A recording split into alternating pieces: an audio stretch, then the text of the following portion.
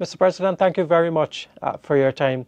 In this manifesto, we see a lot of Vision 2030 that you've spoken about in recent times. Isn't that so? First of all, I'm very pleased to be here again with you. It was just about 5 years ago, one of my very first interview, outlining the vision for 2020 to 2025, I did with you. So it's a pleasure to have you again. And as you rightfully pointed out, though, we have been continuously speaking about Vision 2030. That is 2030 and beyond. How Guyana would evolve and where Guyana would evolve to in Vision 2030 and beyond. So the process of outlining our plans and program has always been a continuous process. We have, over the last couple of months especially, spoke about many aspects of national development that is linked to our manifesto and linked to our program. Very soon, of course, we will have a full discussion on that plan and that program. But I want to say Vision 2030 is all about this great position we are in today and how we utilize the position we are in today to project Guyana on the global stage. For us to develop and where Guyana must be 2030 and beyond, our stage has changed dramatically from where we are today. And that is because of the growth of the economy. That is because of the opportunities that are coming our way and the type of opportunities that now enable us to improve our competitiveness, to build our capacity, and to evolve into an economy that is multifaceted, strongly multifaceted, and one in which we'll be able to position and take global leadership in a number of areas. Already, we are among the global leaders on tropical forests, on climate issues. We have now added biodiversity. So we want to be the leader in the climate discussions. We want to be a global leader in the climate economy. We want to be a global leader in food security, a global leader in energy. And to do all of this, we have to build an economy that is highly competitive, one in which the productive sector can produce at a cost that is globally viable, one in which we remove bureaucracy, increase transparency and efficiency, invest in technology, enhance the security landscape, improve the standard of living, expand the access to infrastructure, quality infrastructure, deliver world-class healthcare and education services, and position the country in a way in which we bridge that gap between what the best economies offer and what we will offer. So there's a lot of work to position our country. And to do this, we have already laid a solid foundation over the last 5 years, investing in key infrastructure, completing a carefully studied and articulated plan that would advance all of these aspirations and that would position our country in this global environment. So Vision 2030 is one in which we'll have highly skilled people, one in which our economy will be broad-based and expanded, one in which, of course, our population set must be different. We will have to achieve all of the things I'm speaking about, and to build the type of market that I'm speaking about, we'll definitely have to have more people. The first thing, of course, is to incentivize the value of families here, then to go to our diaspora, to have more persons coming back home, and then to bring in the medium term, the capacity that is needed to build the country out. So it is also about investing in that technology that would shorten the time frame to get us to the top of the table. That's why we're talking about a digital ID card. We're talking about digital government services, digital health. We're talking about building this ecosystem, which we've started to support this massive transformation that will take place. Investing, as I said, in world-class education, free education. So Vision 2030 is the positioning of Guyana into the global economy as a strong, stable, as a valuable destination for foreign investment, a mining sector that adopts the best technology and environmental standards, one in which The gas to shore will come on stream. We'll be a major player in manufacturing and industrial development. The integration of our economy with Brazil, Suriname, and the rest of the Caribbean, the building out of that food terminal and infrastructure, and the what I call the integrated infrastructure and transport plan of our country. So we can speak all day on every component of this plan, but I'm mindful for your time. But basically, these are some of the things that Vision 2030 will look at, but also putting people at the center of this. In all of this massive development, ensuring that every region, every community is uplifted in their access to water, quality energy services, quality roads, drains, sanitation, health, and of course, building the ecosystem to support a standard of living that allow our people to own things, to have access to things, and to be able to live good quality of life, addressing issues of poverty, standard of living, housing, and building an equity in the wealth transfer and an equity in the way in which we address poverty and uplift the lives of our people. Before I get into the manifesto, I mean, it's obviously very extremely ambitious. The things are in the manifesto.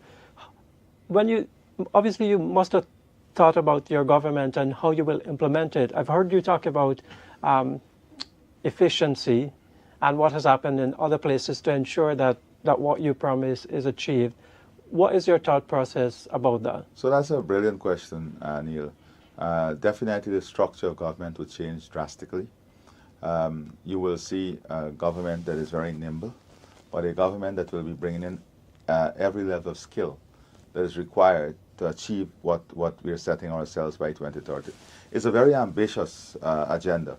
When you look at us wanting to move to manufacturing value creation for bauxite, moving to value creation on gold and on our forest products, creating that two economic zones in Berbice and Wales developments, and building out that entire manufacturing or agro-processing industrial ecosystem. It requires skills, and it requires a government that where bureaucracy is removed. So I'll be very reliant on technology to remove human biases. We'll be bringing in a lot of skills, the structure of government in terms of areas with different responsibility. There definitely will be changes as to what areas of responsibility are placed where, and how those responsibilities are going to be assigned to ensure the efficient delivery of what we want. Silicon City by itself is a 10-year minimum, a 10-year project, and we're ambitiously trying to get that done within the next 5 years. So there will be, I would say, in project language, a projectized approach to governance, where you're temporarily bringing all of these resources together for permanent results. So everything is run in a projectized manner, where time, efficiency, measurement are all critical indicators. So the structure of government in the implementation will change. The evaluation also will change. Because as people's salaries increase, their life will improve tremendously. People need to be held accountable. People need to be held accountable for the quality of service they deliver, the efficiency in the system, and technology will help us to do that. And that is where I think our human capacity and capability would also be invested in, so that we can deliver this program that we want to deliver. But accountability, transparency, removal of bureaucracy, building an efficient system, bringing in human capital, all of that would be part of this plan of reorganization. And that will be done on day one. We already have what that structure would be like, and the type of capacity and capability that we need to advance this program and this massive plan. The integrated infrastructure plan alone, that in normal circumstances is a 15, 20-year program that we'll try to bridge. We're not talking about one power plant, now a second power plant at Wales. We're talking about bringing the best in data center and data services here, attracting those type of investment. So from the investment side and investment promotion, it's also a lot of work.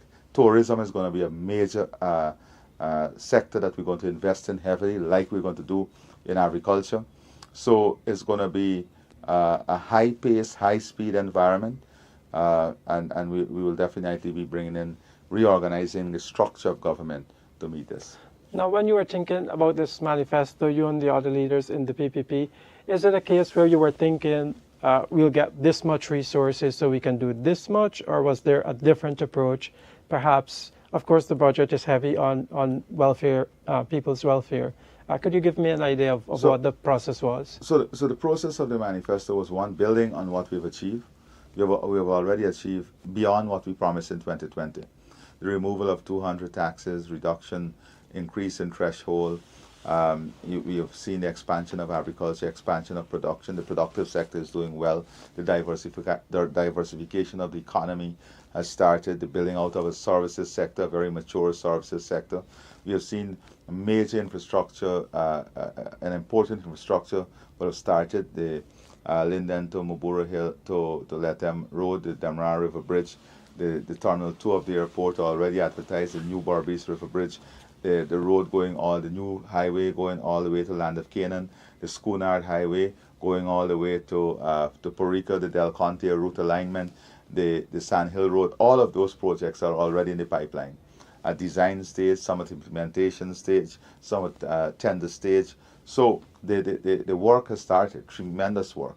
Investment in improving the lives of our elders, giving them a retirement with dignity, investment in the healthcare system, building out our capacity and capability in the healthcare system. But it's taking it to that new tier now, where we want to create a health ecosystem that will support investment in biomedical field, manufacturing of vaccines, the building out of rehabilitation centers, the oncology center for Guyana.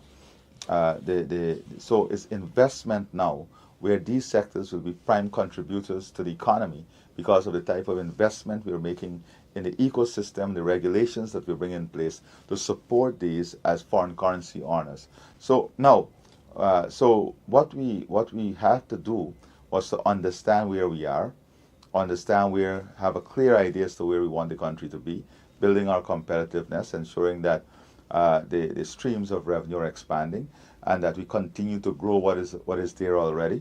That is why the continuation of auction, international auction, expanding and maximizing the opportunities in the oil and gas sector, and then understanding what the potential revenue can be, listening to people over the last 5 years, then in the consultations we had for the manifesto, then all the National Two-Show Conference meetings, getting all of that priority in place, understanding the larger vision, building out regional plans, because we are now also building regional plans for every single region, and then matching that with the type of revenue that will come in.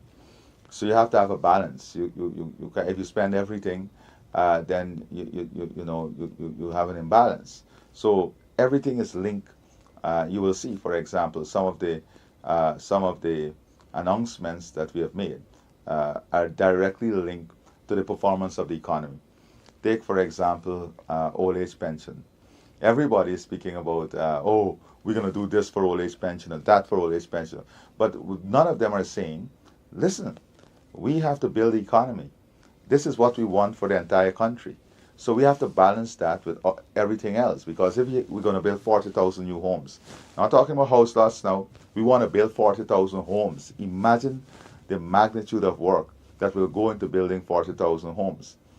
I did the calculations recently, the type of financing that will be needed, the type of skills, the demand for sand, the demand for cement, the demand for steel.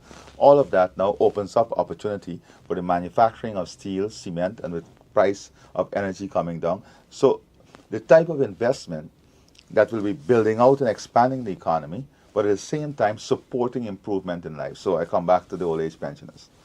What are the things that are bothering them? So they need the best health care. So we're investing in a healthcare system that will ensure they can get the best health care free of cost. They can get their medication on time in a more efficient way delivered to them. They have easier accessibility to the services that are provided for them. The national payment system will allow money to go directly into their bank accounts. They'll benefit from all the other grants that we'll give. The subsidies on electricity and water will continue.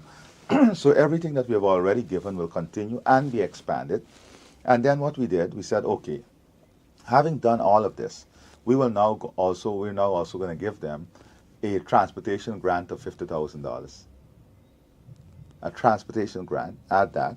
Already you know they get that bonus pension at the end of the year. So they get this 50,000 transportation grant and set the pension at a minimum of $60,000. At a minimum. So depending on the performance of the economy, depending on the performance of the revenue side, that pension will be adjusted. So they will be guaranteed a minimum plus the transportation grant, and they will have this minimum, the flexibility of the pension going up depending on revenue and what happens with the economy. So I'm just giving you one example as to how we are thinking. You know, because whatever we say we'll do, people know they can trust us. Yeah, you know, you remember in 2015, the very government now that's planning promising the heavens. They said, oh, they'll double the Because We Care grant. They took it away.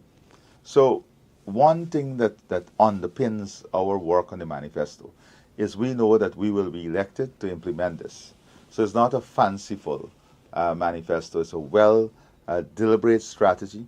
Everything is calculated and costed, and everything is based on some macroeconomic indicators, fundamentals, and based on the sustainability and viability of our country. Now let's get into some specifics. You're offering basically $200,000 to every school child. Why? So first of all, now we have said the Because We Care grant you're talking about. Yes. So there are two things that we will do. I just give you an example of the pensioners. Let's talk about school children generally first, because it can't be in isolation of what else we're doing. We have already said that you'll have free education. Whatever you want to do, free education in Guyana. Unlimited scholarship in a gold program that we have for every Guyanese. Access to internet, access to data, building out of our network. So our children in the hinterland can have equal opportunity as any other child across the country. Building out of the Guyana Digital School. That will have an equitable way of delivering education all across the country. The same material, everything all across the country. Free textbook, expanding our textbook program and keeping that in place. Expanding the nutritional program, that is the food program in schools. So our children can have a good diet, good nutrition by the hot meal program. So that is billions upon billions of dollars of investment right there. Then what else is needed to give them a good education? Building out schools with the labs, with the infrastructure, with recreation, so you can have rounded students, ensuring that we do that. So you have to find the money to do that. Schools with good washroom facility. What else is needed? Ensuring they have access to trained teachers, trained graduate teachers. So investing to ensure all our teachers are trained and all our teachers become trained graduates. Investing so they can have AI support in areas of weakness like mathematics. And then what else is needed?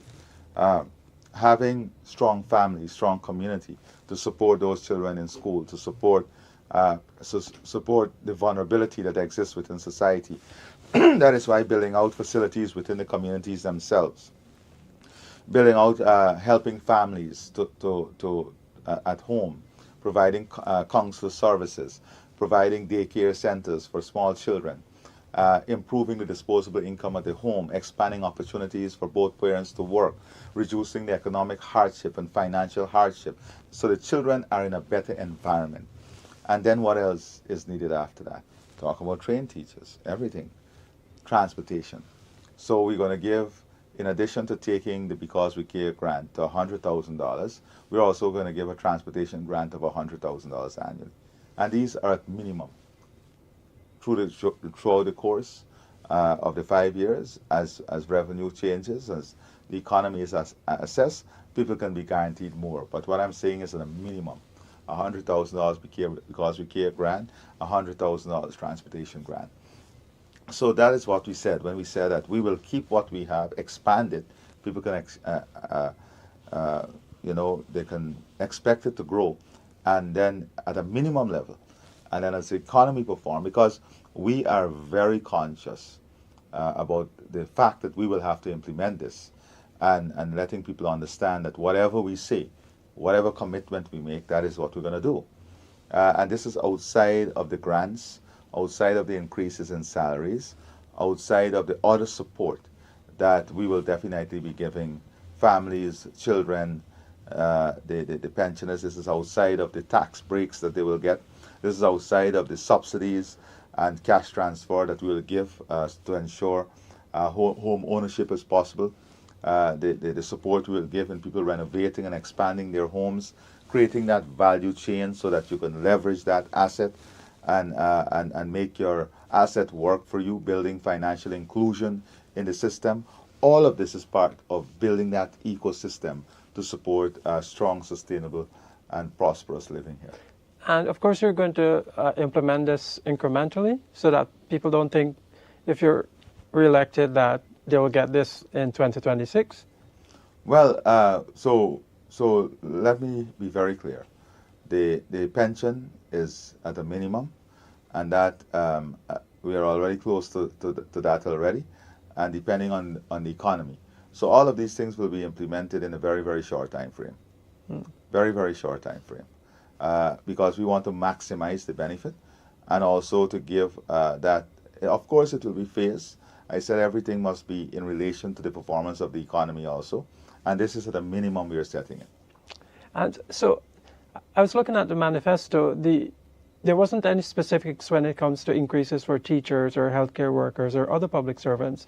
Why did you choose to do that and not say something specific? So we have committed ourselves, and I've said that our salaries are going to be so competitive that the nurses who have left, when they look at their entire budget, will be coming back. The teachers will be coming back. The construction worker are already coming back. So that gives you an idea of what that structure would be like. It will be highly competitive. And you must understand too, salaries are not only about your monthly salary. It's about other allowances. It's about hinterland allowance for those who are in the hinterland. It's about how we help you to own your own home. It's how we help you to own your own car. It's about how we help you to keep gas prices down. It's how we help you to reduce your cost of energy, which will come down by half. It is how we help you to have cheaper cooking gas at home. It is how we help you to reduce the expenditure on your children, on your family health care, on your family education, building out those child care centers so that your children can go in a safe environment while you go to work. It's about efficiency in the energy system. It's about a road network that reduces the time you spend and the money you spend on transportation. It's about those support that I talk about for transportation grant for children and the pensioner. It's about all of these things, not only the salary. So definitely that will go up. That will go up. We already committed to the negotiations with the union. We have an agreement up to the end of this year and next year for some of the unions, and that will continue. So if you look at that, and then of course, the salaries are linked directly to the pensions that you'll retire at, which will continue to increase. If you look at what we've done for the police, not only did we adjust their salaries at the scale, we've adjusted them in promotion. So, and same thing we've done for teachers, nurses, and this is going to continue to happen. These adjustments are going to continue. And as the economy continues to perform, they can look forward for more, knowing that this government will give more. I did want to ask you about some things that give me personally a headache. Georgetown is a very disorganized city. In your manifesto, you talk about reorganizing the city basically when it comes to transportation. And you've talked about, in the manifesto, a sort of a rail system getting us all the way to Brazil. I wanted you to talk a bit more about those two when it comes to infrastructure. All right, so if I may just briefly tell you what we're trying to do. We're trying to integrate have an integrated infrastructure plan that is for security, our security infrastructure, our digital infrastructure, our physical infrastructure, our energy infrastructure, and our logistics infrastructure. These are key. So our rivers, how we integrate our ports and our rivers, how we integrate with northern Brazil, and how do we integrate with the rest of the Caribbean. And that's how the infrastructure plan is built. And then how communities are integrated with each other. So it's about connecting region 8 and 9. It's about the ferry service, building out the 2 modern wharf facility, additional ferry service for Region 1. It's about connecting Mabaruma through support for the farmers and the community to charity. It's about building out the charity waterfront and wharf facility. The new wharf at Porica.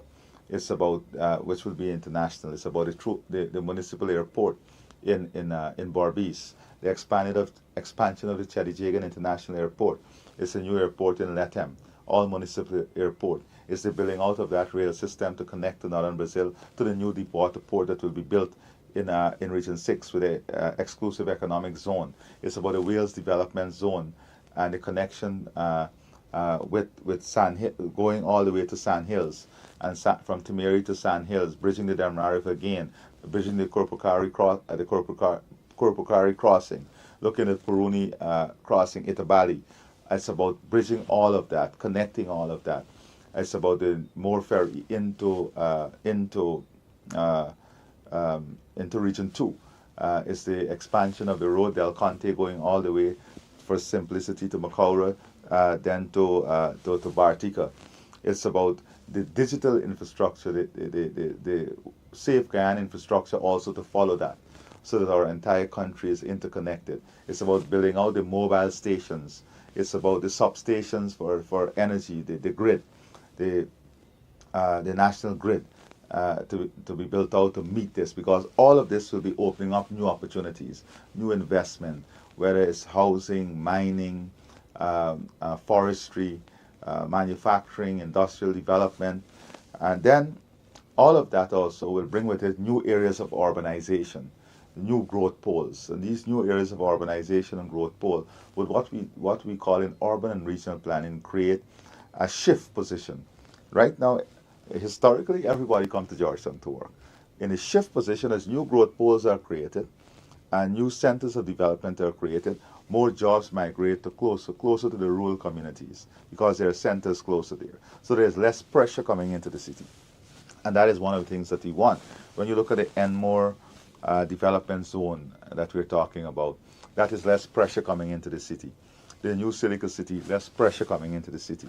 And then how do we, when we set up these hubs, these small business development hubs that will have the small mechanics, the spray painters and all of these people, that is less pressure coming out of the city and out of communities into well-organized planned area. So then we have to move people along this corridor more efficiently because the city is still very critical. And how do we move people along this corridor? We move people along this corridor by building out an infrastructure that support mass efficient movement in a safer way. That is why we're talking about a railway track. And then how do we, that's from Cane Grove to Golden Grove. And then when we talk about the city itself, how do we make the city more attractive, more touristic? Not only cleaning the city up and building out all the drainage and the concrete drains and everything, but also how do we create a tram system within the city that takes away the congestion, make it safer, more attractive, a better experience. When you go on the seawall today, it's a better experience. When you go to all these parks we're building, it's a better experience. And so that is what we want. Make the city living, planting out all the trees, green and living. So there's a lot of thinking. You know, we can sit here and talk all day, and we're excited about it. That's the other thing. You know, it's not a flat thing. You know, people speak about it. I look at them speak about the manifesto. It's flat.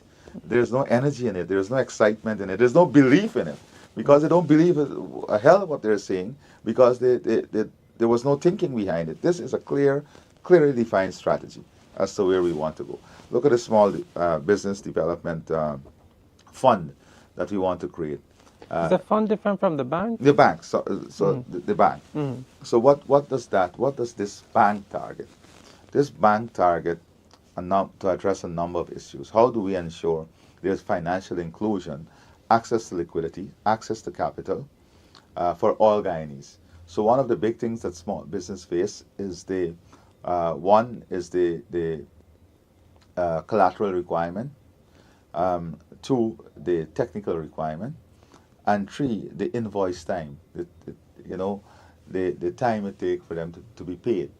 So we have to solve that. That is why we said we'll bring development bank that will lend at 0%, but a commercial bank can co-invest with us, reduce their risk, which reduce the need for collateral and reduce the interest, and then incentivize the system like we did for low-income housing to give them incentives for lending to SMEs.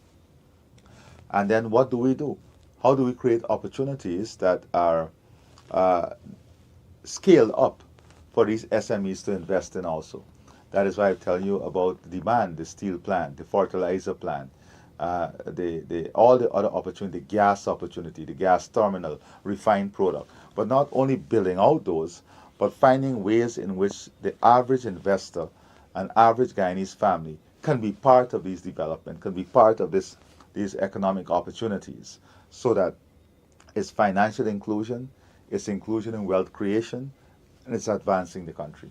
So I wanted to continue the discussion on shifting growth poles. Something very interesting I found in the manifesto, it talks about redefining roles of local authorities. I wanted you to explain what is meant by that. Is it that you're going to give NDCs, for example, more resources so they can take care of the garbage collection and all of this that you talk about? So it's an interesting observation, Neil. Well, let me put it this way. We are already devolving more resources going now to the NDCs and the hinterland communities also. So there is more responsibility to come with those resources. Right now we're investing to give every NDC a modern fire truck to respond to fires. We're investing in all their roads and drains. We're putting in street lights in all their communities. We are investing in recreational facilities. We're investing in solid waste disposal site so that they can have proper garbage collection. So when we say evolving, there is already an evolving role for the local authorities, the NDCs, the RDCs, the village council. That role is evolving. It's evolving because of the type of resources they now are managing and the type of assets that we are passing down to them, because we want democracy and efficiency to be built at every single level. So it's very important that we invest at the community level, at the NDC level, at the village level, not only from a physical perspective or from an asset perspective or a financial perspective, but building out the human capital, building out the regulations, improving the regulations, making them more efficient. Because most times the population interact directly with these bodies. And if they don't have the capacity and capability, if they don't have the human resource asset, if they don't have the technical skills, then the service that the citizenry would love to enjoy as a result of the investment we're making may not be enjoyed. And that is what we meant. It's time, I think, that we take a deep dive to restructure these bodies, ensure that they are well staffed, fully equipped, and ensure that they have more transparency, more accountability, and to create more service-oriented, service-friendly environment for all of these bodies. Now, coming to Hinterland and Amerindian development, in the manifesto it speaks about 5,000 new projects. What are you talking about? So, we have had the National Two Showers Council meeting every year. I have had hundreds of meetings all across the hinterland. Some people woke up a few months ago and believed that they're specialists on the hinterland. That aside, I've been going all my life to the hinterland. I had the honor and privilege of serving President Jagdeo when he was president. And one of the things that we had to do when he was president, because we had limited resources, was to live in these communities. Sometimes we live in communities for 3 weeks because there is only so much money to take you in, and you don't come. You make sure you finish all the work before you come out. Today, people go in and come out the next day because of more resources and efficiency in the system. So now let's come back to the village council. Now we have the LCDS, which is working for the communities themselves. Resources going directly. We have the presidential grant. We have the national budget that is transferring resources. We have committed to building out the recreational facilities, the school facilities, the health facilities, the road. But when you look at these communities themselves and the leaders in these communities, it's amazing. and I want to congratulate all of them. They are now also thinking at a much larger level and a much larger scale. They're talking about food security, not only for themselves, but food security for Guyana. They're talking about climate resilient projects. They're talking about grid system. They're talking about building networks, treated water, community organization in terms of building communities, which is semi-urban type of planning. They're talking about investment in tourism. Look at this, brilliant. I sat down with the leadership of the South Rupununi, how they protect the Essequibo River head, and how to protect the biodiversity. They are completely engaged in this national conversation, and even their aspirations, their goals, and what they want to achieve from their community is very different from 20 years ago. There's almost no different from what we want out here. So that is why at the Hinterland community, when we said 5,000 projects, it's about how we integrate these communities. How do we ensure that they have similar facilities? How do we ensure that we take labs? Because children in there now are going to secondary schools now. They all want to be doctors, lawyers, engineers. We have to take in the services to help them to have access to pursue those careers. And that is what we're doing.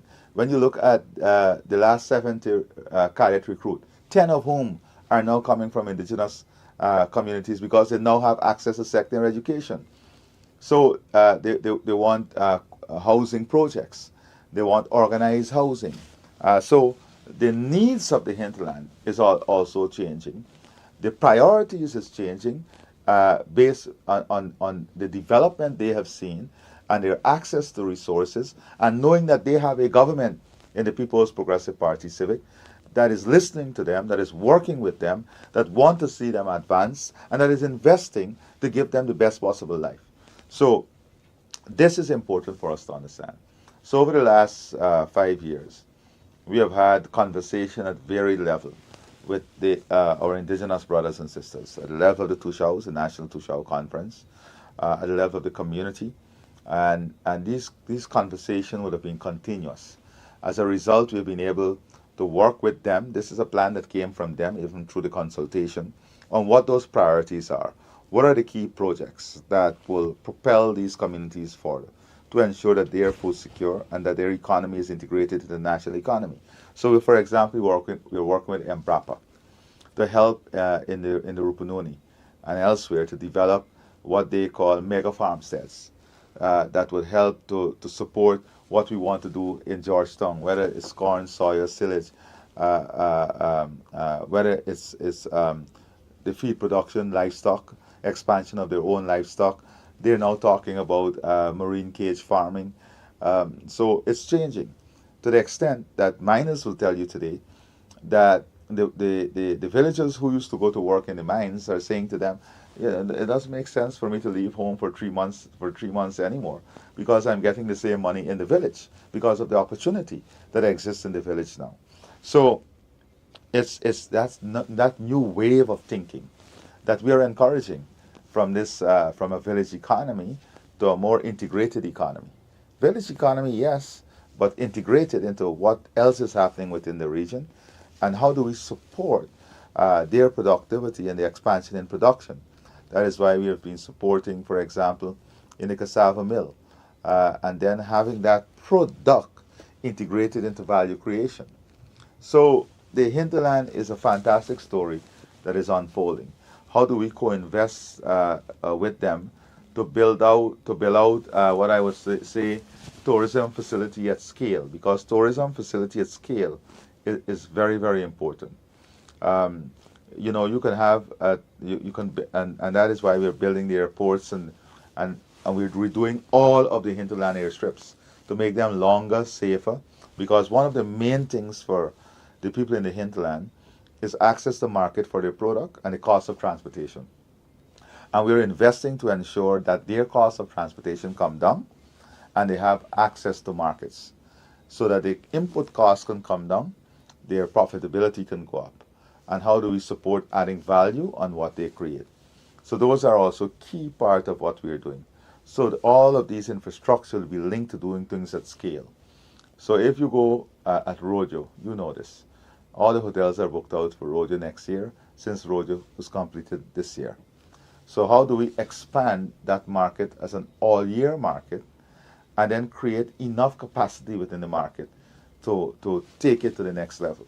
Those are the type of things that, and of course, very important for the hinterland is how do we invest in maintaining that strong cultural heritage, expanding the cultural heritage. And let me come to that as I'm cultural, because I don't want to escape this thought to escape me. Very important in this Vision 2030 is our Guyanese in the arts. Not only our artists, but every single one in the arts and culture. Whether you are a writer, whether you're a poet, the fashion industry, we're going to invest a lot of money to support our young people, support the arts, support our fashion industry, and to make that part of our national identity. To create avenues through which these skills can be developed, upscaled, harnessed, and the economic empowerment and bringing in that market opportunity for all of them. So you will see a lot of investment in that too, in the arts and culture and in this national identity. Not only investment from the point of view of keeping it alive, but investment from the perspective of making it marketable, of creating revenue out of it, of ensuring that entertainment, arts, culture play an important part of that economic transformation and that economic expansion that we're talking about. That's why I spoke about a modern indoor facility, arena facility, where we can host international events, where our local talent can have exposure. Our local talent can find a stage with international talent so that they have exposure and they benefit from what you call the pass-on or knock-on effect. Because, you know, in sports, in arts, is getting spotted. You have to get spotted. And that ignites opportunities. I want to continue on that train of thought because I was looking at the pledges that in the manifesto for youth, sport, and culture. I wanted to know on what basis you've made those pledges. I was looking for a mention of a policy in those three areas, but I didn't see it. So can you talk more about that? Of how do you make what an artist does their livelihood? Well, that we have started that project in the last 5 years. And it's understanding, first of all, that they're an important part of the structure of our society. They're an important part of the economy itself and the type of opportunities that we can build in the economy. And from that perspective, understanding that. I saw one presidential candidate said he would scrap the Global Super League. You don't understand what he's talking about. The size of the sports market and the opportunity that comes to the sports market is enormous. We have to talk about how we expand that. How do we get all the players to buy into that? And that's where we're going. But more importantly, how do we take that to football? How do we take that to squash? How do we take that for our artists? If we don't give our artists the platform or invest in the platform, whether it's investment in studios across all the region, investment in literacy club, investment in the secondary school, expanding the arts section in the secondary school system, primary school system, building and investing in culture and cultural heritage. All of these things, it's about creating an awakening, I would say, in these areas. We are a sleeping giant in all of these areas.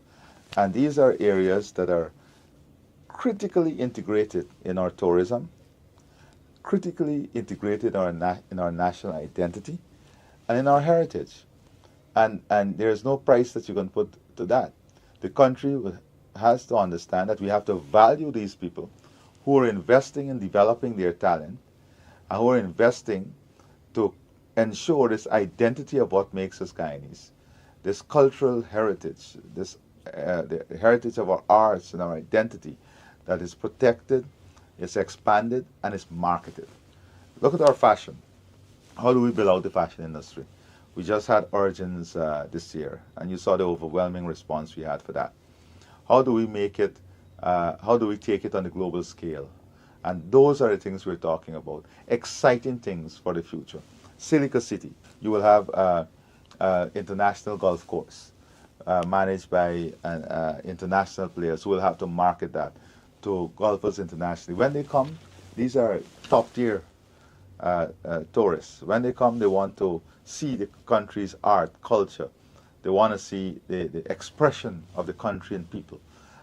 So the opportunities, as I said, are enormous. I know we're running out of time, but I want to say to you that investment in our human capital and our people is also an important plank of this manifesto. How do we ensure that we invest in our people to give them a quality of life that enable them to live a more fulfilling life?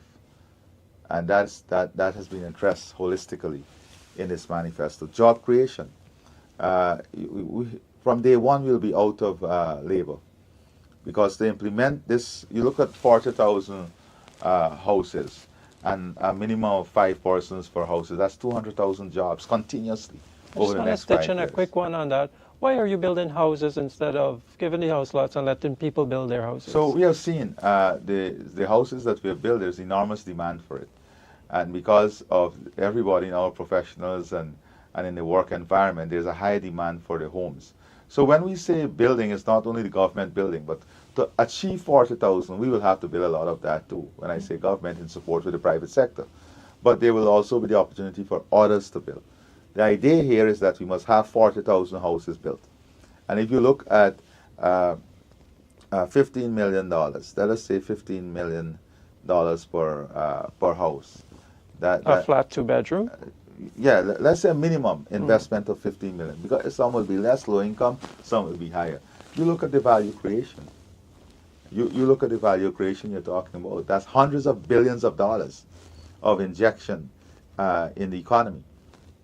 So that one project alone, and we want, let's take the highway for example, the Linden Suicide Highway, and let us take Timeri.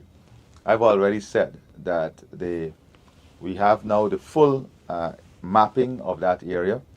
The North Timeri, I think that's the area behind the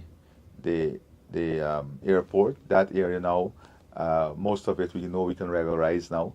So that infrastructure to build and regularize that whole area, and everybody now knowing that they have land tenure and ownership will be improving their homes. Building out of Yarracabra, 500 homes, and the homestead going there. Regularizing housing, and not only regularizing, but organizing the housing along the Linden Suicide Highway, ensuring they get water, ensuring they have title to their home so they can go to the bank, they can raise financing, ensuring they have good roads, accessibility to services, medical services, educational services, and building out right along the highway and addressing those issues. That's a big plan from day one. I think within the first 6 months, we'll have a comprehensive development plan in place for the regularization process of those persons on the highway. And where it is difficult, we will organize them into housing.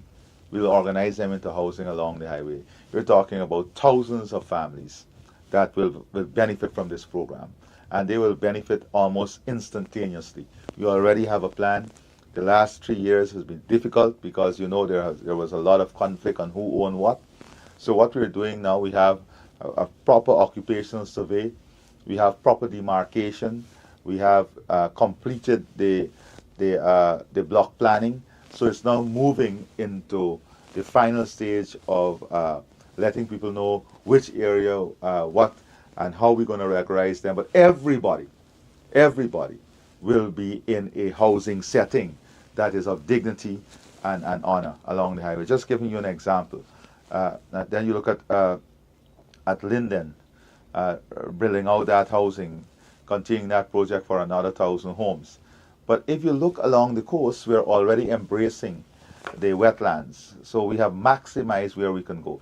That is why the investment now opening up the Sandhill Road link, opening up Wales, going all the way back to the Sandhill Road, opening up the Del Conte route, opening up the Palmyra area in Region 6, Molson Creek in Region 6, investing now the regions.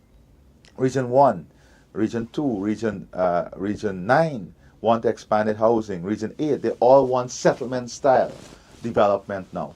So all of these areas we have completed.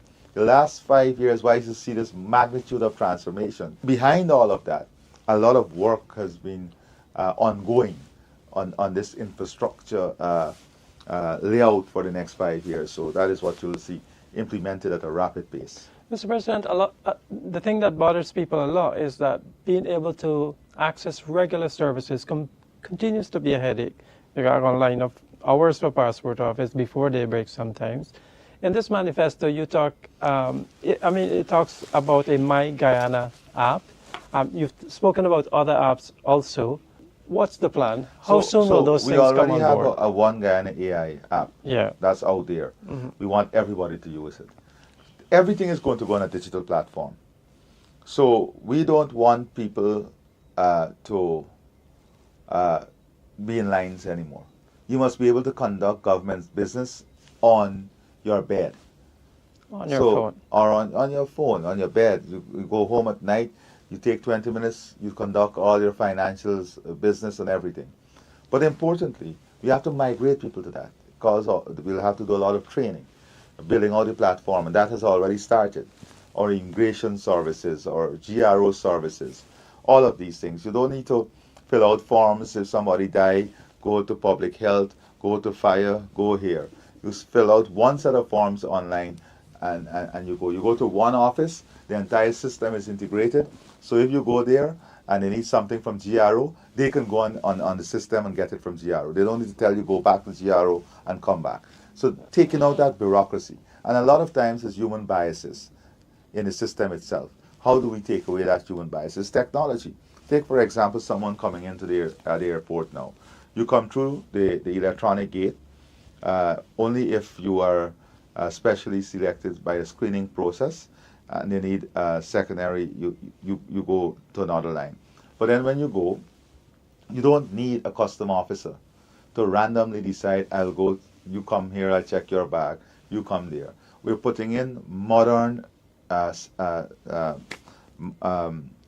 modern scanners. So all the bags come through the scanner. And it's not only linked there, it is integrated into a system that stores the data. So we have traceability, building accountability into the system. So all the bags pass through the scanner. And when all the bags pass through the scanner, whatever they see in the scanner, that is how decision is made. And everything can be checked back. That's important. There's a database,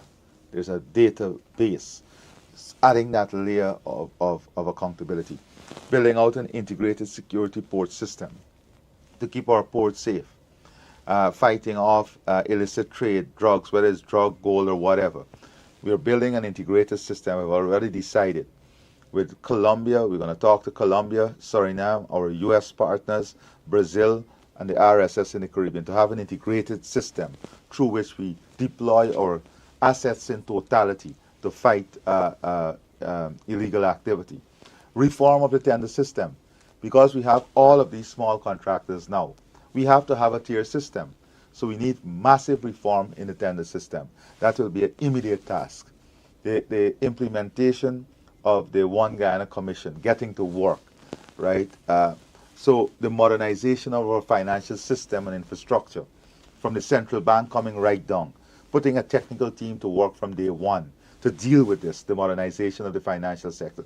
So it is many moving parts that will have to come together at a very fast pace and in record time.